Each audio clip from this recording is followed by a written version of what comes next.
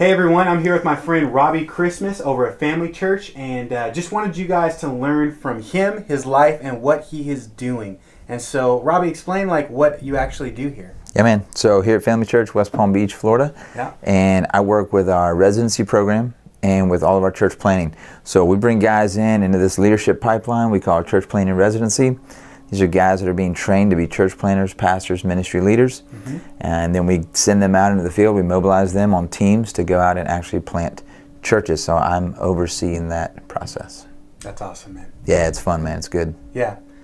One of the reasons why I wanted to interview you is to talk about mentorship. Since you're the director of residency program and you're mentoring a lot of guys that are high capacity leaders in ministry, I just thought it'd be good and fruitful to talk, have a conversation about mentorship. And so, Sure. What benefits does a mentor have in people's lives? Like in a pastor and a church planner's life, what is that valuable to them, and what benefits does that bring to people? Yeah, I think one of the biggest benefits, one of the things that comes to my mind quickly when you ask that question is to help you see blind spots. Because no matter what kind of a leader you are, no matter what kind of capacity, gifting you have blind spots. And there's only so many of them your wife can point out. Yes. Like some of those blind spots, praise God, need to come from someone else. And so I just feel like having a mentor helps you grow in some ways that you might not even know you need to grow.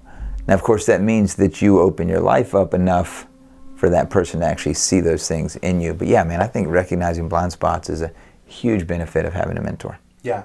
How have you, just as a pastor, as a church planner, a leader in the church, just grown from having a mentor yourself? Yeah.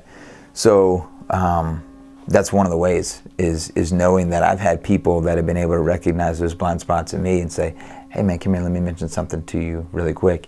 Another way is just that built-in sense of accountability. So whether it's a weekly meeting with a mentor or just the reality that you know that here's someone who loves you enough to call you out when you need it, they're kind of there, like they're kind of on your shoulder a lot of times, in a good way. Yeah. And there's just kind of that voice that's like, hey, push harder. Yeah. Hey, in this situation, actually you need to go this way, not that way. And knowing that you have someone like that in your life, I think their influence goes beyond that once a week that you meet with them or whatever it is. So yeah, I think that's a big benefit. Yeah. And before we get too in-depth in conversation and talk about mentorship, how would you even define mentorship or coaching or when you think of that word, what do you think of? How would you define it? Yeah, I always get this picture of a fountain, and at the top is the water coming out, but then there's a pool here, and the water flows into there, but that pool actually overflows into another pool, which overflows into another pool. And that's kind of a picture I get. Man, a mentor is a guy who's just going to overflow into you. And so the things he has received, the lessons he's learned, the hard lessons he's learned, the mistakes he's made, the things he's learned from these things, look, he's able to pour that into you. And then you, of course, keep the fountain going, don't let it stop with you, are able to turn around and pour. So it's just this idea of pouring into someone else what God has poured into you. Yeah, and so as you received and benefited from a mentorship relationship, how have you come alongside now and poured into other people? What are some practical things that you do to mentor other church planners and pastors? Sure. Well, one of the things is just having hard conversations. And here's what I'll say about that. I remember specifically a mentor of mine, so just tell you a little story, was over at the house and we were watching a football game, but my son and I were also throwing football in the house. Which we do. It's what we do at our house. We go to other people's houses and I'm like, no, don't throw that. Most people don't have that rule. So anyway, and the next day he goes, hey man, come here, I need to talk to you for a minute. We sit down in his office and he goes, hey, we were over at the house. I noticed you and your son were throwing football. And you may not realize this, but you were coaching every single thing he did. Every throw, every catch, it was, well, hold your hand a little differently, or hey, no matter if you caught it or missed it. And he goes, listen, you need to dial it way back on that. Now I coached high school football for 6 years. So I'm like, yeah, I was doing good, right? No, you weren't doing good. Shut your mouth. Throw a ball with your kid. That was a blind spot. But my mentor loved me enough to point it out. Yeah. Okay, so again, the pouring, the pouring down. That was a conversation that for some people that could have been tough. There's a little bit of confrontation there, but it was something I needed to hear. And by the way, I took that to heart, and that was really helpful for me. So I'm trying to do the same thing for other guys. Yeah. And I think with the mentor relationship, it's not just information to pass on information, but That's right. We have to do everything in love. And so how important is love and friendship in a mentor relationship? Right, it's everything. If there's no love, go back to the fountains, just picture a big wall where the water's supposed to come out, right? If there's no love, that's basically what you're going to get. I mean, we cannot get away from it. We're created in God's image. God has a huge heart for us, and so our hearts are connected in every relationship and everything that we're doing. And if we're not feeling that from someone else, our trust level is going to go way down. So what I used to tell when I was in student ministry, I would tell my leaders, relationship equals influence. If you are not connected to the heart level, you're not going to influence that kid. That's a universal principle that goes through all relationships and all attempts at mentoring. And so love truly is the foundation for communication. If you don't have that, so for that reason, like you said, it's not just information transfer, it's life on life. So when you picture that water flowing down, don't picture information, picture a package deal of your heart, your mind, your words, everything coming out. Because if you just try to do one thing, somebody's going to pick up on that, and it's not going to have influence. So that said, the practical piece that comes with that is, if you're going to mentor someone, you need to understand that it takes time. Yeah. You have to have the kind of margin in your life that allows you to not only say the things that need to be said when they need to be said, but also make a phone call, send a text, ask how's your wife, and then shut up and actually listen when they go to answer. But it's time well spent. All right, so let's lean into that. I just want to ask you a question about loving and relationships, because it may be awkward and hard to think about, but how do you actually build relationships? Like a mentor-mentee relationships. What are some ways that you, as you're pouring into guys, love on them and serve them and just build a natural relationship with them? Sure. Yeah, so one of the things is you have to think less about self. All right, ministry leaders, pastors, we are agenda-driven. We're always moving forward, and we're often thinking about the next meeting or the next meeting, and so you have to slow down and be in the moment, and you have to think about someone else. So a simple, practical thing you can do in your conversations is ask people questions about their own life. Now again, that's really simple. There's nothing like mind-blowing about that. But if you're talking to someone who's in your ministry or somebody who you're leading or potentially leading, slow it down. Ask them questions about their life. Don't just ask them questions about their ministry. Don't just ask them questions about effectiveness or numbers or productivity. Ask about their family. Ask about their wife. Ask about their hobbies.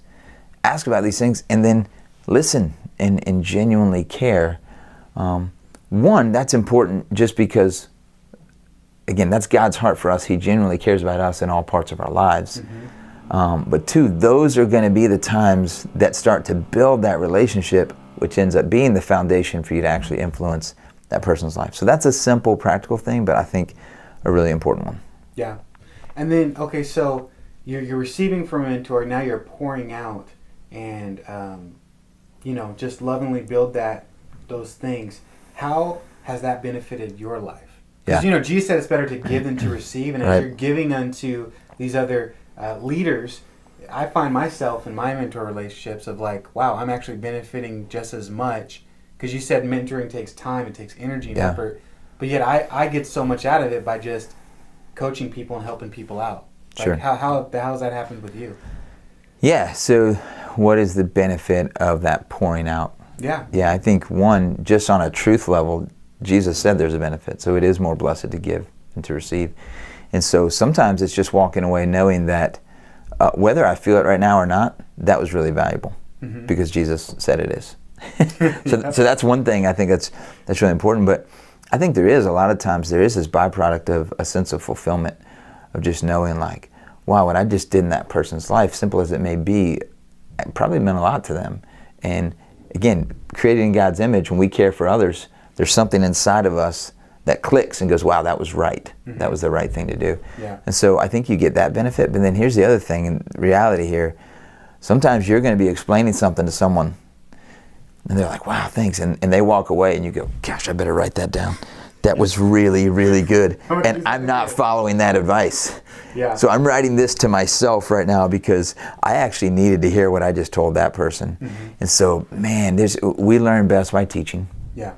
And so sometimes it might just be in a caring, it's not always this instructive mode, but just in a caring mode. But the caring words that you give to somebody else, you might go, man, I needed some of that, right? And so I think sometimes just hearing the things that God empowers and equips you to say, sometimes can actually be a benefit in your own life. That's amazing. Okay, so I have a little question for you. Say if you're not there yet, there's many different types of leaders that are listening to this, whether you're a church planner, experienced ministry leader, you're just getting started. Man, we want to encourage and equip you. And maybe you are a young leader and you don't feel like you have enough to pour out into people because you need to receive. And that's okay. And so what would you suggest to a young, new leader in the church about how to go about finding a mentor and what that would look like for them? Because I think a lot of young guys do want guys to pour into them, but they don't even know like how or where to start or anything like that. Yeah, so again, just the first thing that comes to mind is back to that picture of these fountains. Reality is you do need both. And so whether you feel like you're ready or not, you are ready. Yep. If you know more or have experienced more or are more passionate about one thing than someone else, then you're ready. Yeah. And so in one sense, we need to keep that in mind because God is calling us to pour out. And so it might be, I know I'm not answering your question yet, but it might be a teenager, it might be a middle schooler, but there's someone you can be pouring into. That's okay, because I was leaning towards that. Okay. No, because I think that especially discipleship, mentorship, all you really have to do is be a step ahead. That's it. A leader is just a step or two ahead, and you just pour in whatever you know. And even Paul said, the things I receive, I give to you. That's right. And the reality is that the fresher the lesson to you, the more heated it's going to, heated in a good way, the better it's going to come out to that other person, man, because I just learned this a week ago. So now I'm telling it to this person with tons of excitement. And where's that coming from? Because I just learned it. Yeah. It's fresh, it's real. And so on one level, just recognize if you don't feel ready, you are ready. You just need to find the right person for you to be pouring into. But your question was, how do I find that person to pour into me? Yeah. So my thought is, you look around, look at the people that you admire. Look at the people that are doing things that you feel like line up with what Jesus did. Right? And then get on that person's calendar. Just reach out and get on the person. Listen, it is not a mentor's job to come find you and tell you that they want to mentor you. Sometimes that'll happen, praise God, and that's a good fit and a good connection, then all right, praise God for it and move on. But if you want to be mentored by someone, then you go out and engage that person and say, hey, I'd love to get some of your time. So I think that's a big piece in finding is look for someone that looks like Jesus and loves like Jesus, right? And then get on their calendar. And don't be too scared to do that. Just go to them and say, hey man, I'd love to get some of your time. I've got some questions I'd love to ask and just love to hear your thoughts on a few things. And then just go do it and then see where God takes the relationship from there.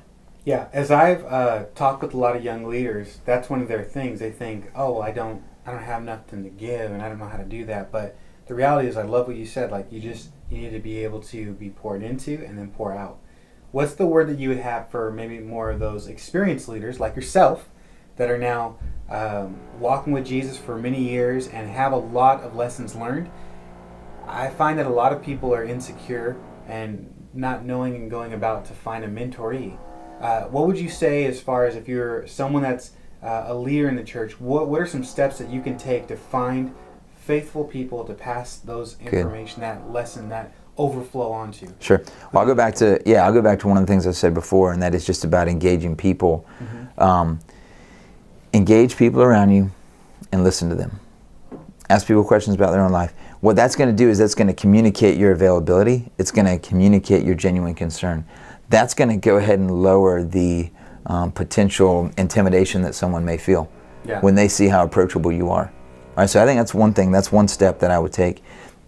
And then as you look around, as you see people that are running hard, as you see people that are passionate, right? I love what Howard Hendricks said, faithful, available, teachable. Right? So you're looking for fat people, faithful, available, teachable. When you see people like that, lean into them, engage them, see what's going on in their lives. And you'll see, man, if this is somebody that's pretty hungry to learn and grow, then that gives them the opportunity to communicate that to you. Now, I did say that to the person who's looking for a mentor, I did say it's not their job to come find you. right? You go out and get on someone's calendar. But to the potential mentor, I'm going to flip it around and say, yeah, you need to have your eyes open to the people that you could potentially mentor. Yeah. And Jesus did go and find certain people and say, hey, you come follow me. Yeah. To the person looking for a mentor, I say that to take away any excuse you might have to not find a mentor. Mm-hmm. Well, no one's ever asked me. Well, that's not their fault. If you want a mentor, you go out and find one. So that's what I'm saying to the person looking. But to a potential mentor, yeah, I think you need to be approachable. Look for people who are faithful, available, teachable. Fat people, okay? And then not PH, that's actually F. Yeah, faithful. It's actually fat It's people. very important. Be approachable and go out and engage people. And then try to lean in and see if there's someone that you can connect with, engage with. And here's the thing. The more we do that as leaders, the more we're going to find connections that really turn into some genuine relationships that turn into influence that then influence the kingdom. And that's what God's called us to do. And I love that because it seems like whether you're a mentoree, a mentor, the heart is have initiative.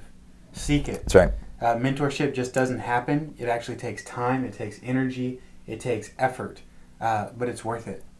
And so what would be one of those stories of success? Because it does take time. It does take energy. But it's totally worth it. And absolutely. So when you think of a success story of mentorship in someone's life, what do you think of? What's one personal story that comes to mind? Sure. I'm going to give you two, actually. Okay. The guy whose office is right next, two offices down, Derek Simpson. He's our student pastor and actually campus pastor downtown. Derek just really has a knack for this. He finds young guys that are faithful, available, teachable, and that want to run hard and want to learn and grow. And man, he just gets them together. He starts to get them into the rhythms of the ministry, and he's got them in meetings, and he's just kind of hammering on them and shaping and refining them. And man, the guys that have hung out with Derek and have put themselves under his leadership and mentorship have really been shaped into some strong leaders. And they're still young in their development, and so it's going to be awesome to see kind of where they go. But another one is a guy that I've been working with named Gustavo. And Gustavo is planting one of our... You smiled when you said that I word. did. Yeah, you can't not smile. And it's less than the name. It's the picture that came to my mind when I said his name. Yeah. This guy is just gold. And again, he's been in our residency. We've got 30 people in our residency right now, both on the English and Spanish speaking side. And Gustavo is one of those that graduated in this last class. Mm-hmm. And it was just really neat. His wife said to my wife the other day, she said, he's not even the same person. And just the growth, especially in leadership and boldness and confidence, still filled with compassion, but just in boldness and confidence and moving forward in leadership, he's really started to display that. And it's showing in the church that he's planting. So that's been a huge, and that came from mentoring and loving this guy. That's awesome. Well, man, I appreciate your time. You're doing an amazing job here. I love serving Jesus with you here in South Florida. You too. What's one of those things that you could just give us a last piece of advice? All right, here it is. Word of here encouragement. It is. I'm jumping. I can't even wait till you finish your question. Go. Here, listen. Mentors, leaders, listen. What you now do naturally was at one time not as instinctive. Okay, listen. You've got to go back in time in your development as a leader to the place where you were consciously competent. Okay, we all start unconsciously incompetent, right? We're dumb and we don't know it. Then we become consciously incompetent. Now we don't know how to do it and we're aware of our incompetence. But then as we learn and grow, and there's that sweet spot there where you learn and grow, and now you're consciously competent. I know what I'm doing and I'm also very aware of it.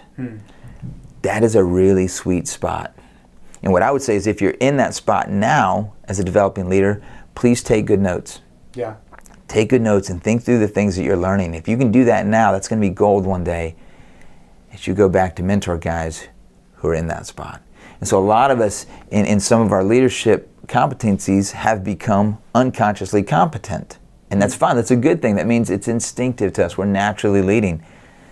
But the guys that you're mentoring, you can't just say, oh yeah, in that case you just say this and do this and go there and it's all going to work out. And they're like, wait, what'd you say? Repeat that? You got to slow it down. You got to back it up and you got to remember when you learned that piece of gold that you just gave them. Yeah. Tell a story that goes along with it. Break it down into something bite-sized and into something reproducible. the more the skills that you're passing on, the leadership blessings that you're passing on, the more they are reproducible, the more influence they're going to be able to have, because that person's going to be able to easily pass it on in the future. That was amazing. I just set you up for a home run. So you're amazing. No. That's what it is. Not just you. You. Please, if you stuck around and listened to this whole thing, just take that last piece and apply it to your life, and it will just reap so much fruit. That was incredible. Praise God. Hey, man, I thank you again for not only just hanging out with me and learning you, from man. you, but just your friendship, man. I love you, bro. Appreciate you. Yeah.